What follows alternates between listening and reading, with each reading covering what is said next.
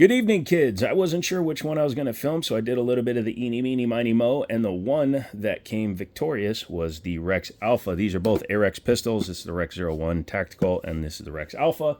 The Rex Alpha won tonight, so come back for the other video. If you're a member on the channel, at least $2 a month, you get to see all my early videos. There's like 5 of them up there right now, plus any range videos that I put up early and any shorts that haven't been released yet. Will always be under the members tab before they go public, so maybe consider getting signed up. A few bucks a month. Get you a bunch of free entertainment. All right, enough e-bagging. Inside this box, you get a firearm. It normally has 3 mags, but I have 2 of them sitting up front because I went to the range with my other gun and the mags interchange. Let's go ahead and take the gun out. We'll take a look here real quick. Underneath here, you do get your owner's manual, a sticker, parts kit for the rear sight, and a couple other things on the gun, as well as the gun lock normally, but it is not in there because my buddy just didn't bring me one. I had plenty of others. It doesn't matter. Let's actually put that right there next to this guy. I do own an FFL. Maybe you should try looking me up sometime. But yeah, this is the Rex Alpha from Arex, a Slovenian company, imported by Fime Group out of Las Vegas, Nevada. Fime actually imports a lot of different guns, so good on them. They also imported, I believe, the PSD from FK Brno. I'm pretty sure that was them. But yeah, as you can see, it is a very large competition-style pistol chambered in 9mm. It is a double-stack gun. Comes with 17 rounders. Came with 3 of them. They're actually marked for the other gun, the 01, but they all interchange, so that's really cool. Ambidextrous safeties. Even though this is a double-action gun, it does not have a decocker, so keep that in mind. You know, you can carry it cocked and locked, or you can just decock it, totally up to you, but I would not recommend carrying it off safety and cocked because it has a very light single action trigger. Other guns that it compares to, sorry, my brain was stopping, so I'm looking at 5 other guns sitting on the arm of my chair right now, but other guns that would kind of be in a similar situation. Let's start from the lowest end and go up. This is a Rock Island 1911 double stack, chambered in 9mm as well. This guy comes in a little over $700 with the optics cut. Actually came with an optic, not this particular optic, but a different optic because the other optic was broken. Double stack mag, magwell, all that fun stuff. A very similar setup to this gun. This gun right now is running between 12 and 13 on Gunbroker, but this gun is on average about 7.25. Yeah, very nice. Has a full-length dust cover, extra pick rails. This has a long dust cover. It doesn't have a full dust cover because it doesn't have a full nose, so that's pretty cool. Coming in at close to its actual price would be something like a 320 X5 Legion like this one. This is my personal one. Has the Legion 18-round mags and the tungsten grip. Has the Armory Craft dual adjustable trigger, which gives this thing an amazing feel to it. Also has a Romeo 1 Pro on it. So yes, one of the big differences between the last 2 guns and that gun is these are both optics capable. That one is not. Then if you want to go balls to the walls and I just need to, justify buying the damn thing, you can go with the Dan Wesson DWX. Also optics cut, but yeah, it's kind of a CZ body, but 1911 internals. It's a 2011 by Trey, but those are all double stack 9mm, and like I said, the Dan Wesson being the most expensive at a little over $2,000. Kind of makes this one a bit of a deal.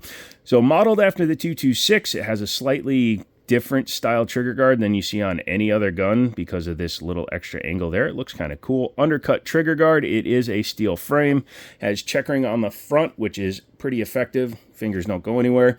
This is pretty smooth on the back. I wish they had just duplicated that. I can understand why they didn't though, because copying a 226, 226s, 229s, 220s, they all have wraparound grip modules. So that's what they've done here. But since it's plastic, I would get a different set. Lock, I believe, or Hogue makes a set of really nice aluminum panels for this gun. If I was keeping it, I'd probably do that. It's not extended per se, it's just lengthened, so it's length extended, not extended. Magazine release comes with steel magazines, and I have to break my grip to drop this mag because of the way that it works. Even though it works like a 1911 style, its detent is up here, so it's kind of annoying trying to get it to drop consistently. One of the only negatives I have about this gun. Front and rear slide serrations. The front ones are absolutely worthless. The back ones are not much better. When they're this light and this soft, it's too easy to lose your grip on the gun. If you grab it with the serration, it's fine. But yeah, it's a design of a slide serration. It doesn't actually function as a slide serration because they're too shallow and the edges are not sharp enough. It's a little bit of a negative to say that about the gun, but I stand by that. It does have lightning cuts up here to lighten the slide for reciprocating mass. Has a safety that allows you to manipulate it even when it's unsafe. So you can load it and make it ready without having to take it off of safe. Has a takedown lever there. Has a skeletonized hammer and an integrated beaver tail. I like the integrated beaver tail. I like that design. I don't care if a gun has a grip safety or doesn't have a grip safety, because if you grab the gun correctly, you will defeat this safety every time. Because it is just a cocked and locked setup, when you drop it into fire mode, you just kind of put your finger on there and then put your other hand up and you are good to go. Again, double action to single action, drop the trigger, drop the hammer. Single action pull on my particular gun comes in at just under 11 pounds. It is heavy, which doesn't make sense for a competition gun. It makes perfect sense for their carry style gun, but for their competition gun to have a double action pull that's over 9 pounds is ridiculous. It's absolutely stupid. This gun was never marketed as a duty gun. It was marketed as a competition style firearm. That's a little ranty, but yeah, you got to know the group you're trying to sell your guns to there, okay? But, okay, all right. Single action. Trigger is very nice. You saw how light that was. I did not do that on purpose. A little bit of take up and very nice. About 3 pounds 2 ounces. So it's astronomically different between double action and single action. What does that mean to me? It means hell. When you load your gun, you rack around in, just carry it cocked and locked. Don't bother decocking it. There's no reason to ever fire this gun from double action unless you're trying to hit a round that didn't go off. That's it. Sorry. And to those of you that defend double action, you dumb. Has a kind of a cut around the barrel. Looks kind of cool. It's not a reverse crown or anything. The plug is down there inside of that angled nose cut. I call it a bull nose. Other people still call it the Terran cut. Again, I think those people need to stop worshiping a guy who hasn't really done anything other than design a couple of things in the last 20 years. Okay, let's go ahead and take her apart. Sorry, hypocrisy gets to me over time. If it gets to you, make sure you hit the like button, okay? All right, so I'm going to grab a piece of metal here because what we need to do is we're going to lock the gun back. I don't know why I said I needed that. I don't, because it's a SIG style. I've been used to doing a lot of 1911 CZs lately, so. Oh, did we go far enough? There we go. There you go. This gun, because of the way it's designed, it's just easier to hold it in the straight 90-degree position. Taking this out. I said my buddy put a stiffer guide rod spring in here because he said it wasn't cycling quite right. That's fine. Good for him. Works fine for me. There's your 5-inch barrel. It's a little dirty because I took it out shooting. Looking inside of there. Not 100% sure. I think that's the serial number, isn't it? Sorry, give me a second here, kids. Nope, it's not. It has nothing to do with the serial number. Okay, not sure what that is about. Don't know if that's, yeah, I'm not even trying to figure it out. But yeah, it looks pretty cool in there. They did some lightning cuts back here to match the lightning cuts up front. It does have a drop safety because competition style guns need drop safeties, I guess. Those two things, the 11-pound double action and a firing pin block, just knocked this gun out of competition status for me. I do not consider it a competition gun. And the reason I keep calling it that is because when TFB TV went to Slovenia and toured the Arex factory and they shot this gun, they called it a competition gun, not me. So, not TFB TV, Arex.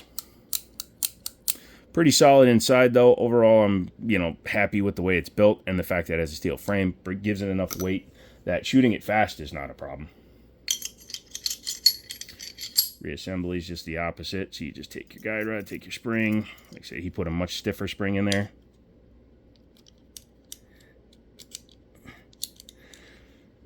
I've seen people air rack a factory one of these. This is not one of them. Has the CZ75-ish kind of thing, although it rides low because of how deep they're cut down there. So it is a 1911 over rail, but because of how low the rails are, it gives it a little bit better of a rotating point for the recoil. Bring it back to the fully in battery position or locking it back and then letting it go will automatically reset the takedown, and then just make sure the gun works. So yeah, that is the Arex Rex Alpha. It's a rare gun. You're not going to see it around a lot, and there's a reason for that. You should probably type that into your browser window if you're looking for one, because you never know what you're going to find. And come and visit me. I'm in Northern Virginia. Hang out for a little while, play with the toys, have a few chats, have a few laughs, have a few cries. We'll do it all here.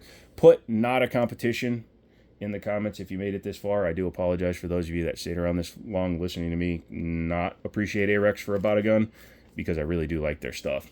And come back for the next video. So let's get out of here. Let's have a good night. Leave a comment, like, subscribe, all that good stuff. And as always, I'll talk to you later.